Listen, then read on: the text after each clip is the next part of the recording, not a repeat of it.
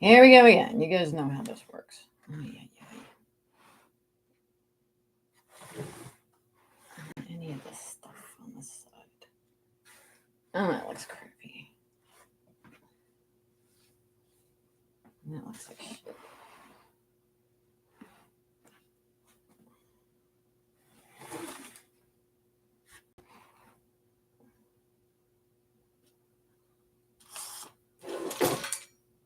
I really don't want any of this stuff. Sorry. I wish that it would give you more time. If I do that. That's good. Okay. Hello. I have some things that I just want to talk about really quick that I forgot to mention in my first video, having to do with my computer issues. The video is getting a little long, but I did want to bring up these couple of things only because I think it's important, and also because I think it makes a pretty good story. So we're going to start talking about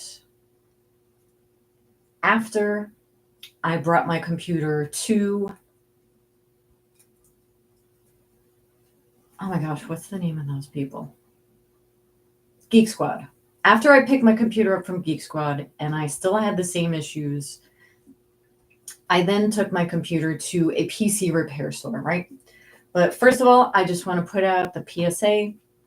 If anybody has any information leading up to the arrest and conviction of my uncle's murderers, my uncle Charles Pancheri, Pancheri, was murdered in his home on October 4th, 2011, and left on the kitchen floor to die.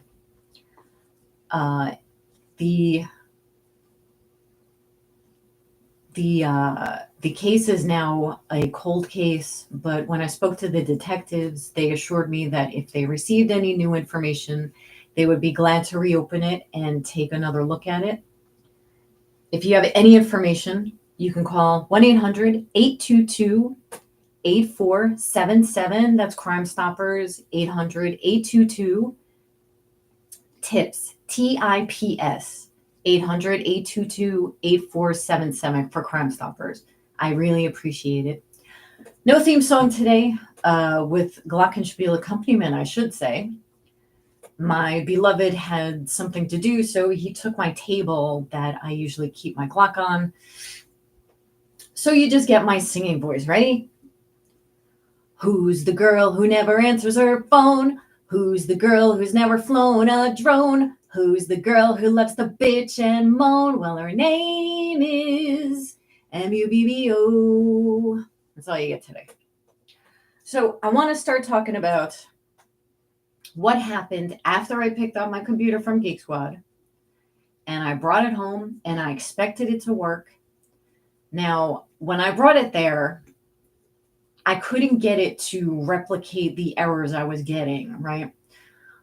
The guy plugged it in on the desk in front of me and it ran for about 10 minutes and the screen didn't turn blue. Nothing happened. So I'm like, oh, great. So, of course, I bring it there and nothing happened. But they assured me they'd take a look at it.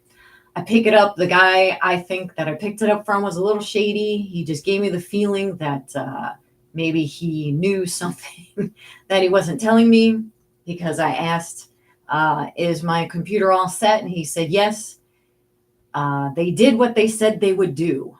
That was his exact word. That doesn't mean that it's fixed, right? So I took his word for it. They did what they said they were going to do. So I wanted them to reinstall Windows 11 and make sure I wasn't getting the blue screen of death anymore. I was getting a blue screen that says critical process died. And when I would reboot it, it would come up onto the BIOS screen. Now, the BIOS screen was acting like it wanted me to do something, but I didn't know what it wanted. And the reason I'm saying that is because when I went to go close out of the BIOS screen, I would get a pop-up that says, are you sure you want to close without making any changes? But it wasn't telling me what changes that it wanted. So I took it to a computer repair place after I plugged it in and it still gave me the blue screen.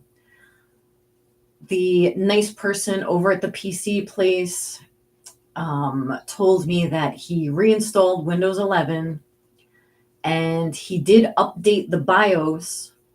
And then we talked a little bit about the cooling system. Like, this computer is, it's going on 7 years old now. Like, maybe something's happening with the cooling and it's not cooling.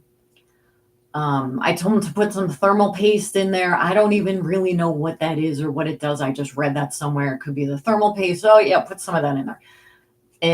It cost me about an hour's extra labor. But my point in doing that is, if it was still giving me the problem, we could rule out that it was the cooling system. So it cost me, an extra hour, but at least we can rule that out. So I start talking to him about the BIOS system. And I says, yeah, I was getting that weird BIOS screen. Like, what is that even? And he says, well, Corsair, which is what my computer is, they have their own BIOS process that you have to update, right? So you can't just go to like Corsair.com and just download it and it'll just like start going. It'll just find its way into your drives and update what it needs to be updated. You need to go to the Corsair website. You need to get a flash drive, download the BIOS update onto the flash drive, and then on a different computer, because this computer wasn't even running. Like, it would, like, within 5 minutes, it was giving me the blue screen and wouldn't do anything. So you have to get the BIOS update from another computer, put it on the flash drive, and then bring it over to the computer that's not working, plug it in, and then go to this menu that says go into flash mode. And I says, oh yeah, I saw that. I was like, I didn't know what that was though. Like, why was it asking me if I wanted to go into flash mode? So you plug in the flash drive, you hit this flash mode thing, and then apparently you can get the BIOS update from your flash drive, and then it will update everything that needs to be updated, right? And that's all well and good. But my question is, like, how is somebody who doesn't have any computer experience, who's Gen X and older, or even younger, it could be anyone really, but someone that doesn't know anything about computers, how the hell are we supposed to figure this out? That we need to go into flash mode and get a flash drive and from another computer, put it into our computer, then you can update. Like, I want a computer where I can just plug it in and it's gonna work all the time. Like, plug and play. I don't even know if I'm using it the right way. That's what I want. I want plug and play. Plug it in and you play, right? I guess I just wasn't made for these times.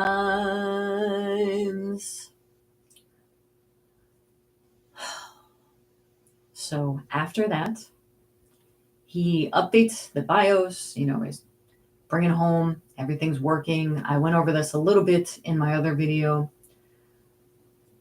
Now, this whole thing started because I believe that when I took a Windows update from Windows 10, it automatically tried to upgrade me to Windows 11, which I never asked for. I never asked for this computer to automatically go to 11, but I guess it was some kind of push. They want everybody on 11. So what I think was happening is that some of the things I had weren't compatible with Windows 11, so it was giving me all these issues. Another issue with this BIOS thing is the BIOS update that he took was from back in 2021, and he said that was the latest one that's out there. So now this is another 4 years have gone by, and now is there going to be another BIOS update? Am I going to have to do this all over again or try to figure it out myself? But, well, we'll burn that bridge when we come to it. So just for laughs, after I got it home from the PC place, which now I mentioned this, I'm already $500 in for like $200 for the Geek Squad and now another almost $300 for the PC place. I'm pretty aggravated at this point. So I bring it home. It's working fine. It's not crashing. It's not giving me blue screen. It's not giving me weird pop-ups and memory things and all kinds of codes and event IDs, which I was just getting those like crazy. I couldn't even keep up with them. But just for laughs, I says, I wonder if it reverted back to Windows 10.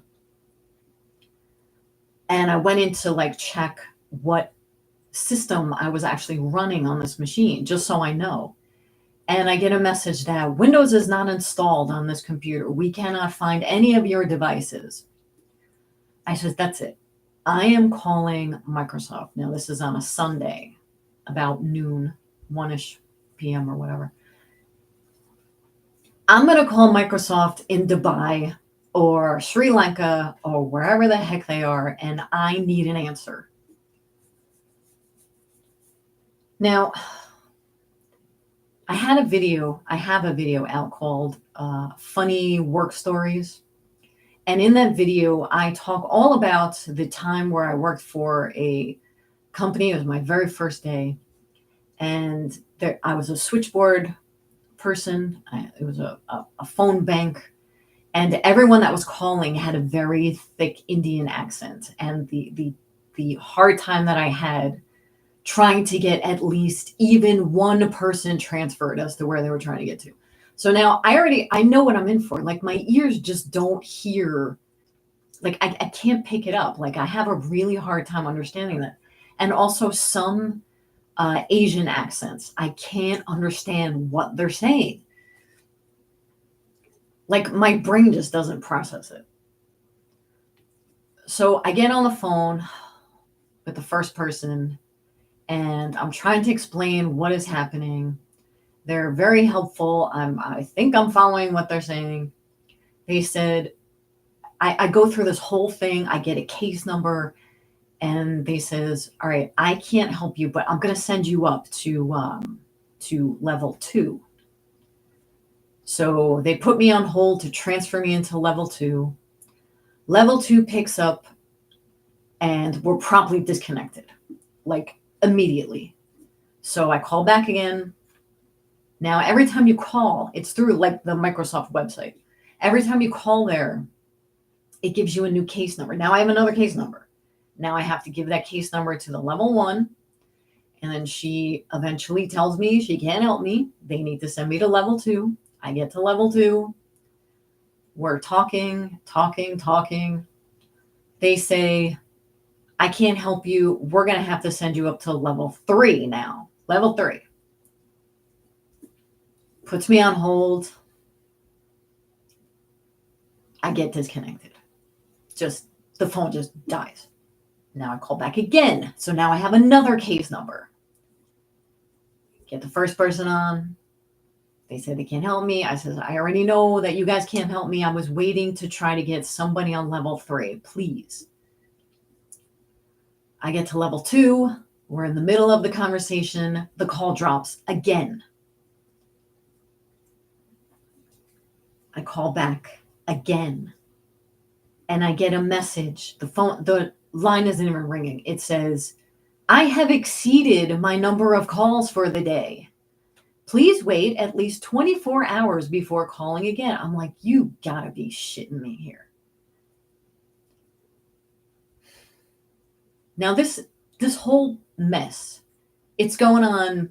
I was on the phone with them through all of this for about 4 hours, like calling and hang up. I says, forget, I'm not going to call that number. I'm going to call the number that I dialed in my phone. Like not this number they gave me, but let me see like what that last number was, the person that I got disconnected from. Maybe it'll like lead me to them. So I call and I get like this AI phone tree, but at least it's not telling me not to call back. And I says, it's like, hello, please let me help. Perfect English. Hello, please let me help you. I can walk you through. I am fully functional and I can help. Okay. So I start screaming, representative. I understand that you want a representative, but please allow me to help you first. Okay. Are you having problems with an installation? Yes. Are you getting any kind of messages? Yes. Are they these messages? No. Have you tried this? Yes. Representative, all the time. Every time she asks me a question, I'm reading on a response. I'm just representative. I understand you want a representative, but please let me help you. So finally, we get to the point where she's like, I don't believe I can assist you. Let me send you to a representative. Oh, I am just apoplectic at this point. So I get this. I get like another person. All right, look, and I'm telling them, look, I have been trying to call you guys back, and I keep getting disconnected. Please, for the love of God, just get me to somebody that can help me. I'm having a problem with an installation. Can someone please help me? I go to level 1, level 2, level 3. I get to a level 3, and this guy is awesome. And he's like, all right, I'm going to remote into your computer, and we're going to try to fix this. And I'm like, okay, whatever. I'm like, whatever you want. We start going in. I give him the permissions, and he's like, I'm very sorry to tell you this, but the application is no longer working on my end, and I'll have to drop the call. And I'm like, oh my God, please. And he's like, but don't worry. This guy was awesome. He's like, don't worry. I know you've been calling for a while. I am going to help you personally. Let me have your phone number, and I will call you right back when I'm back up. I says, okay. And I waited, and he finally did call me back, and we were able to get it resolved.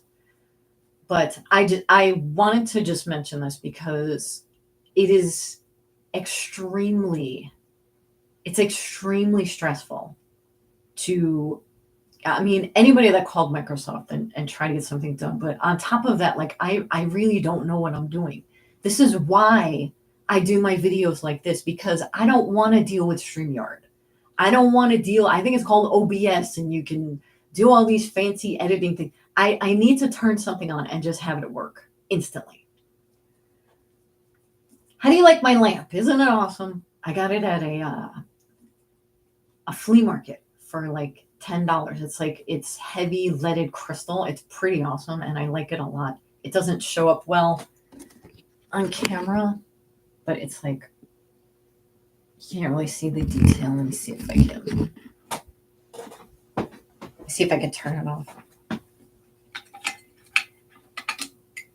You can see like that leaded crystal, the detail in it. It's beautiful. $8 with the lights included. You can either have them regular, or you can have them blinking. It's kind of annoying. All right. Oops.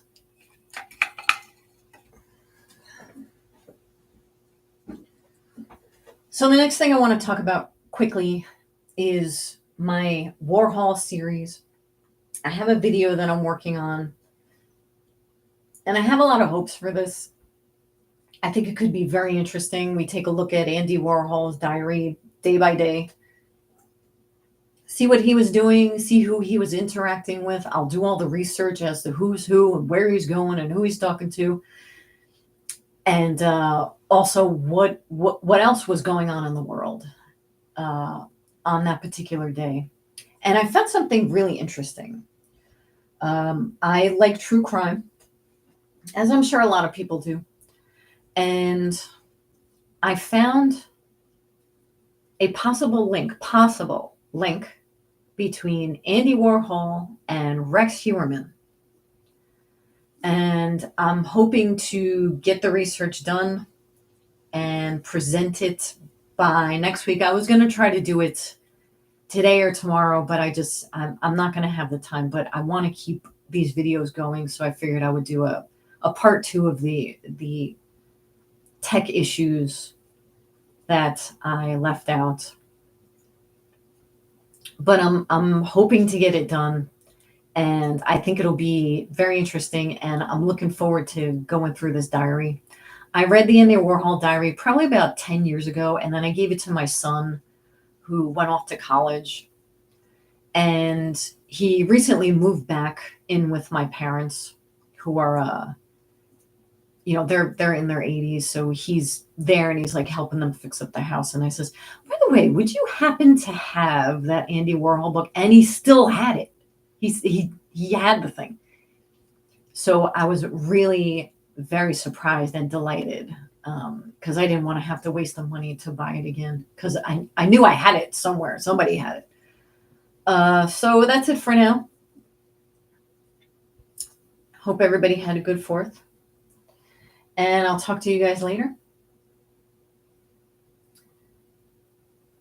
Let's see. Is there anything else I wanted to talk about? I don't think so. Well, have a good weekend. Stay out of trouble if you can.